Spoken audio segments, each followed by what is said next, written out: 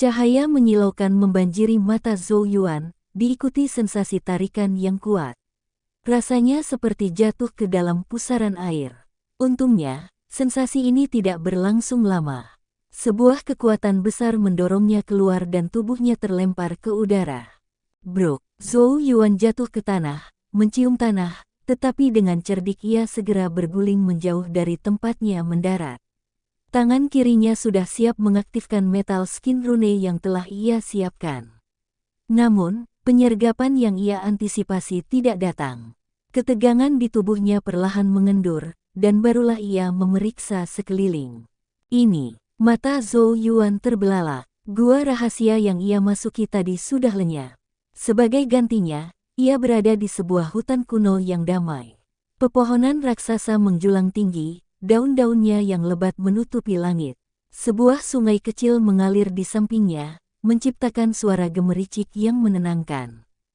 Tempat apa ini? Gumam Zhou Yuan bingung. Ia mencoba mencari petunjuk, berpikir mungkin inilah takdir besar yang dimaksud.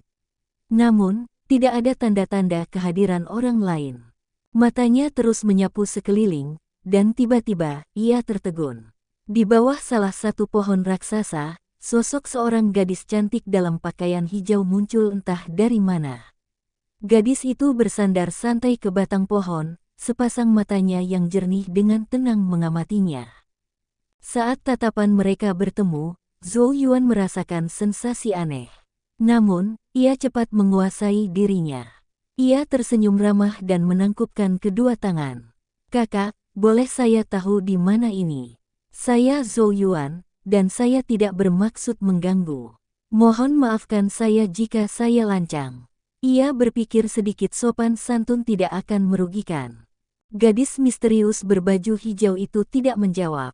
Ia hanya menarik sehelai rambut dari dahinya dan berjalan mendekat. Saat ia melangkah keluar dari bayangan pohon, cahaya matahari menyorotnya, menampakkan kecantikannya. Kulitnya seputih salju, rambut hitamnya diikat sederhana, dan pakaian hijaunya menonjolkan lekuk tubuhnya yang ramping. Yang paling memukau adalah matanya, yang seolah memiliki aura misterius, membuatnya tampak tak terduga dan jauh. Pemandangan itu begitu indah hingga membuat Zhou Yuan terdiam sejenak. "Kakak," ia mengulang. "Kakak besar." Gadis itu sedikit melengkungkan bibirnya, seolah panggilan itu menggelikan. Ia mengamati Zhou Yuan sejenak, lalu bergumam, "Kakek Hei benar. Seseorang benar-benar datang hari ini." "Apa?" Zhou Yuan tidak dapat mendengar dengan jelas. Gadis itu mengabaikannya, berbalik, dan berjalan menuju hutan. "Tuntun," panggilnya. "Waktunya pulang." Zhou Yuan lalu melihat seekor makhluk kecil berwarna abu-abu, yang tampak seperti anjing, berbaring di bawah pohon. "Anjing peliharaan," gumam Zhou Yuan. "Ao ao." Makhluk kecil itu segera menggonggong ke arahnya, bulunya berdiri tegak. Namun, karena tubuhnya yang kecil, gonggongan itu justru terdengar menggemaskan. Seolah sadar gonggongannya tidak efektif, Tuntun melompat ke depan sebuah batu besar. Krang, krang. Ia membuka mulutnya dan mulai mengunyah batu itu. Dalam hitungan detik, batu besar itu menyusut dan menghilang, dilahap oleh Tuntun. Ekspresi Zhou Yuan membeku. Ia terkejut melihat binatang kecil yang tampaknya polos itu. Ia menyeka keringat dingin di dahinya. Tidak heran namanya adalah Tuntun melahap.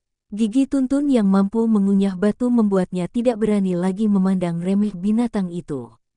Melihat keterkejutan Zhou Yuan, Tuntun menggoyangkan ekornya dengan bangga. Ia memutar matanya ke arah Zhou Yuan dengan cara yang sangat mirip manusia, lalu mengejar gadis berbaju hijau sambil terus menggoyangkan ekornya. Sebelum masuk ke dalam hutan, gadis itu sedikit menengadah, mengarahkan dagunya ke Zhou Yuan. "Ikutlah jika kamu ingin menemukan takdir besarmu." Setelah itu, ia menghilang di antara pepohonan. Zhou Yuan merenung sejenak. Situasi ini sangat misterius. Ia tidak mengerti mengapa ia berada di sini. Namun, ia tidak berniat kembali dengan tangan kosong. Setelah menarik napas dalam-dalam, ia segera mengikuti gadis dan binatang kecil itu. Mereka bertiga berjalan melintasi hutan kuno yang rimbun. Terkadang terdengar lolongan binatang buas dari kejauhan, tetapi setiap kali itu terjadi, Tuntun hanya mengeluarkan gonggongan kecil, dan seluruh hutan akan terdiam, seolah takut padanya. Gadis itu tidak berniat berbicara, jadi Zhou Yuan hanya mengikutinya dalam diam.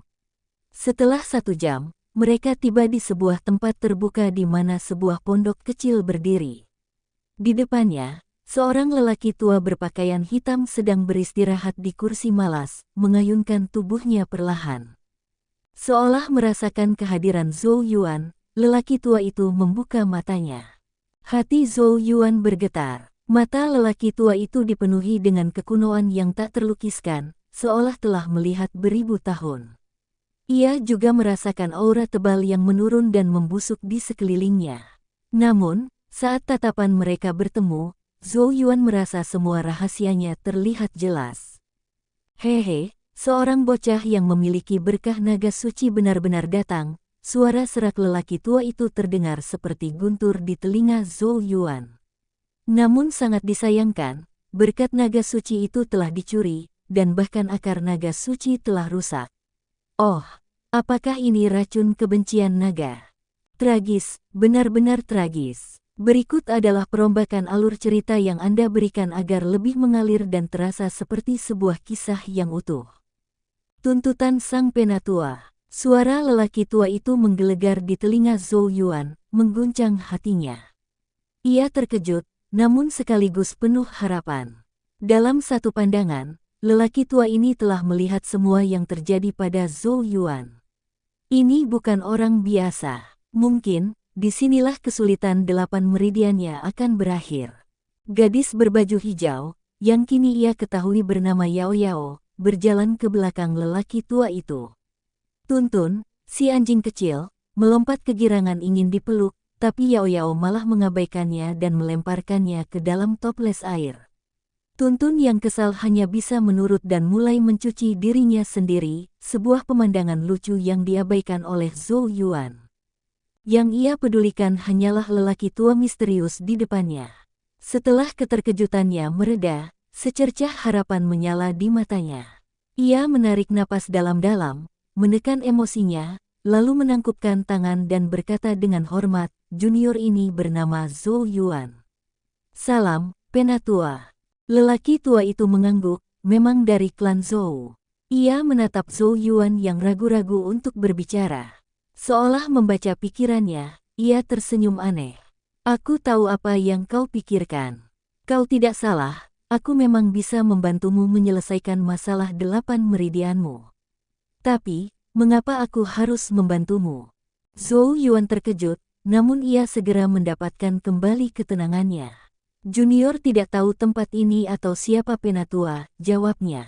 "Tapi karena leluhur klan Zhou saya meninggalkan gua rahasia yang mengarah ke sini, Penatua pasti memiliki hubungan dengan mereka. Dan saya yakin Penatua telah menunggu saya, kan?" Zhou Yuan telah memperhatikan kilatan aneh di mata lelaki tua itu, yang meyakinkannya bahwa kedatangannya bukanlah sebuah kebetulan. Kursi malas yang berayun perlahan berhenti. Lelaki tua itu menyipitkan mata. "Anak kecil, kata-katamu cukup berani. Apa kau benar-benar percaya memiliki sesuatu yang pantas kutunggu?" Zhou Yuan hanya tersenyum dan menggeleng. "Saya tidak tahu jawabannya, tapi mungkin Penatua menyadarinya." Keheningan mencekam. Lelaki tua itu menatap Zhou Yuan, mengeluarkan aura menekan yang membuat seluruh hutan senyap. Namun, Zhou Yuan tetap tenang, menatap lurus ke arahnya tanpa rasa takut. Ia percaya pada intuisi dan nasib yang membawanya ke sini. Akhirnya, lelaki tua itu tertawa. "Sepertinya aku benar-benar sudah tua. Bahkan tidak bisa menakuti bayi kecil." Di belakangnya, Yao Yao berbisik, "Dia hanya berpura-pura. Dia sangat takut." Wajah Zhou Yuan menegang. Ia memang berkeringat dingin di balik senyumnya.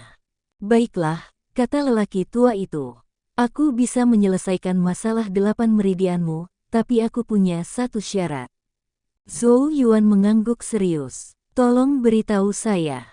Lelaki tua itu menghela napas, melirik Yao Yao, dan berkata perlahan, aku ingin kau meninggalkan tempat ini bersama Yao Yao dan melindunginya. Zhou Yuan menatap Yao Yao. Gadis itu menggigit bibir merahnya, ekspresi keengganan terlihat di wajahnya yang cantik. Kakek Hei, katanya. Yao Yao, kakek Hei harus pergi untuk sementara waktu. Aku tidak bisa terus bersamamu, kata lelaki tua itu lembut. Mata Yao Yao meredup. Ia menatap Zhou Yuan. Kakek Hei, dia terlalu lemah. Zhou Yuan merasa canggung, karena memang benar ia tidak memiliki kekuatan apapun saat ini. Lelaki tua itu tertawa. Meski anak ini lemah sekarang, sulit untuk mengatakan apa yang akan terjadi nanti. Ia kembali menatap Yao Yao, apakah aku masih bisa melihatmu lagi? Yao Yao hanya bisa menatap dalam diam, merasakan firasat buruk dari ucapan kakeknya. Lelaki tua itu lalu menoleh pada Zhou Yuan. Jadi, bagaimana? Wajah Zhou Yuan menjadi serius. Ia membungkuk hormat. Meskipun saya tidak punya kekuatan sekarang, saya berjanji kepada Penatua, jika ada yang ingin menyakiti kakak Yao Yao, mereka harus melewati mayat saya dulu. Puas dengan jawaban itu, lelaki tua itu tersenyum. Kalau begitu, aku akan menyelesaikan masalah 8 saluran meridianmu. Zhou Yuan merasakan kegembiraan meluap. Namun, senyum aneh muncul di bibir lelaki tua itu saat ia tiba-tiba mengayunkan lengan bajunya. Boom! Bumi bergetar. Sebuah celah jurang besar terbuka di bawah kaki Zhou Yuan, dan ia terjatuh ke dalamnya. Ah! Zhou Yuan menjerit saat jatuh. Cairan hitam kental muncul dari kegelapan dan melilit tangan serta kakinya. Rasa sakit yang kuat menusuk tubuhnya seolah kulitnya meleleh. Cairan itu meresap melalui pori-porinya, menghancurkan darah, daging, dan meridiannya. Ia mencium bau kematian. Zhou Yuan berjuang panik, mengaktifkan 3 genesis rune yang ia siapkan, tetapi cairan hitam itu memadamkan cahayanya. Hatinya menjadi dingin saat rune-rune itu hancur. Cairan hitam terus menyebar, menutupi matanya, dan dunia berubah gelap. Dalam kegelapan, ia merasakan rasa sakit hebat. Aku tidak bisa mati di tempat ini. Raungnya dalam hati. Aku masih harus menolong ibuku. Membalas dendam ayah. Mengambil kembali berkah naga suci yang dicuri dariku. Bagaimana mungkin aku mati di sini? Raungan putus asa itu membangkitkan tekadnya untuk hidup. Tiba-tiba, pikirannya tenggelam ke dalam tubuhnya. Di sana, ia melihat 8 jalur cahaya berkelok-kelok, seperti 8 naga tersembunyi. Apakah ini 8 saluran meridian kultivasi? Jantungnya bergetar hebat. Ia akhirnya menemukan meridiannya. Saat kematian semakin dekat, 8 naga itu seolah merasakan bahaya. Mereka mulai menggeliat dan mengeluarkan raungan naga rendah. Bas! Cahaya menyilaukan meledak dari relung terdalam tubuh Zhou Yuan. Cairan hitam mulai menghilang dengan cepat. Dalam beberapa napas, kegelapan lenyap. Zhou Yuan membuka matanya. Ia terengah-engah, keringat membanjiri wajahnya. Ia berada di depan pondok, seolah semua yang terjadi hanyalah ilusi. Apa itu tadi halusinasi? Tanyanya. Menurutmu, suara lelaki tua itu terdengar. Ia tersenyum tipis. Zhou Yuan melihat ke ujung jarinya. Ada sesuatu yang hitam, perlahan menghilang. Cairan hitam yang sama seperti yang ia rasakan. Itu nyata. Lelaki tua itu tertawa. Rasakan bagian dalam tubuhmu. Zhou Yuan menutup mata, berkonsentrasi, dan jantungnya berdebar kencang. Ia kini bisa dengan jelas merasakan 8 saluran meridiannya yang kini terlihat, seperti naga tersembunyi yang telah bangkit. Ia membuka matanya, menatap lelaki tua itu dengan suara bergetar. Penatua, 8 meridian saya sudah muncul. Di depan pondok, wajah Zhou Yuan yang pucat berubah menjadi ekspresi tak percaya, lalu dipenuhi emosi mendalam. Tangannya yang gemetar menyentuh tubuhnya. Perasaan terlahir kembali membuatnya tersenyum seperti orang bodoh. Ini terlalu penting baginya. Selama bertahun-tahun, saat anak-anak lain mulai berkultivasi, Zhou Yuan hanya bisa menyimpan rasa iri. Ia juga ingin melangkah ke Dao Genesis Qi yang agung. Ia sangat merindukan hari ini. Lelaki tua berpakaian hitam itu terkekeh melihatnya. Kau ditakdirkan dengan 8 saluran meridian yang terbuka secara alami. Sayangnya, musibah saat lahir membuat mereka bersembunyi di dalam tubuhmu sebagai pertahanan diri. Itulah mengapa mereka tidak muncul saat kau mencapai usia normal.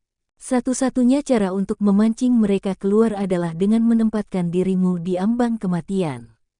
Kelopak mata lelaki tua itu terangkat. Bau kematian yang kau rasakan tadi bukanlah ilusi. Jika kau terlambat membangunkan meridianmu, kau akan mati. Mendengar itu, Zhou Yuan merasakan hawa dingin menjalari tubuhnya. Wajahnya memucat, mengingat betapa nyatanya bau kematian itu. Ia menyadari lelaki tua ini telah menggunakan metode yang sangat berbahaya. "Kenapa kau menyalahkanku karena tidak memperingatkanmu?" tanya lelaki tua itu sambil tersenyum. Zhou Yuan menggelengkan kepala. "Saya rela mengambil risiko terbesar demi bisa berkultivasi. Tidak penting apakah saya tahu sebelumnya.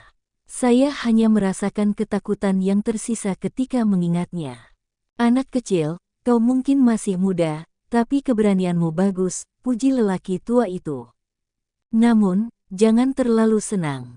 8 meridianmu kembali terhalang dan tersegel karena lama bersembunyi. Kau harus membukanya terlebih dahulu untuk bisa berkultivasi dari tahap pembukaan saluran ke tahap Qinou Rising. Dan kesulitan ini akan lebih besar dari orang biasa." Zhou Yuan sedikit mengernyit, tapi dengan cepat ia menerimanya. "Setidaknya, saya sekarang punya harapan. Bukankah begitu? Apapun kesulitannya, itu tidak bisa lebih buruk daripada tidak memiliki harapan sama sekali." Di belakang lelaki tua itu, Yao Yao mengambil tuntun dari kendi air, mengibaskannya. Bintik-bintik cahaya merah muncul, mengeringkan tuntun. Puas, ia menggendongnya dan menatap Zhou Yuan. Dedikasi pemuda itu sedikit mengejutkannya. "Tidak bisa berkultivasi bukan hal yang perlu dikhawatirkan," kata Yao Yao. "Aku juga tidak bisa menggunakan Genesis Ki." Zhou Yuan terkejut. Gadis yang begitu misterius ini juga tidak bisa berkultivasi. "Hehe, Yao Yao memang tidak bisa menggunakan Genesis Ki karena alasan tertentu," kata lelaki tua itu. "Namun, jangan remehkan dia. Ia telah menerima semua ajaranku tentang Genesis Runes. Meski seumuran denganmu, ia memiliki pencapaian yang cukup untuk menjadi gurumu." Mata Zhou Yuan dipenuhi kebingungan. Ia tidak menyangka Yao Yao memiliki penguasaan hebat atas Genesis Runes. "Tapi kau juga jangan meremehkan dirimu sendiri," lanjut lelaki tua itu. "Meskipun sulit, setiap kali kau berhasil membuka satu meridian, manfaat yang akan kau dapatkan akan jauh lebih besar dari orang biasa." Mata Zhou Yuan berbinar. Ini berarti ia akan menjadi jauh lebih kuat dari kultivator biasa. Sebuah ide muncul di kepala Zhou Yuan. Ia memandang lelaki tua itu dengan wajah pahit. "Penatua, meskipun saya bisa memulai kultivasi, titik awal saya sudah tertinggal. Saya khawatir akan butuh waktu lama sebelum saya bisa melindungi kakak Yao Yao." Lelaki tua itu tersenyum. "Nak, apa yang sebenarnya ingin kau katakan?" Zhou Yuan terkekeh. "Mengapa Penatua tidak menjadi Samaria yang baik dan memberikan takdir kecil kepada saya?" Ia tahu lelaki tua ini memiliki kekuatan luar biasa, dan ini adalah kesempatan yang tidak bisa disia-siakan. Lelaki tua itu tertawa. "Anak yang licik, kau sangat serakah. Bukankah permintaan ini demi menyelesaikan tugas yang telah Penatua percayakan pada saya?" Zhou Yuan membalas. "Jika saya menghadapi bahaya, dengan kekuatan kecil saya hanya bisa mati di depan kakak Yao Yao." Penampilan Zhou Yuan yang polos dan wajahnya yang kekanak-kanakan terlihat lucu. Yao Yao menahan tawa. Ia mengelus tuntun dan berkata, "Kakek Hei, jika kau ingin dia melindungiku dan tidak menjadi beban, kurasa lebih baik menerima permintaannya." Mata lelaki tua itu berkedip. Ia merenung sejenak, lalu menghela napas. "Yao Yao, kau benar. Jika anak ini terlalu lemah, ia akan menjadi ketidaknyamanan bagimu." Ia menatap Zhou Yuan. "Namun, Teknikku tidak bisa diwariskan kepada orang luar. Zhou Yuan yang cerdik segera berlutut. Murid Zhou Yuan, beri hormat kepada guru. Heh, bocah ini memang cerdik, gumam lelaki tua itu, terkesan dengan tindakan cepat Zhou Yuan. Pertemuan kita adalah takdir. Meskipun kau datang untuk teknikku, aku akan menerimamu sebagai muridku untuk saat ini. Zhou Yuan sangat gembira dan segera membungkuk. Karena kau begitu rela, aku tidak bisa pelit, kata lelaki tua itu.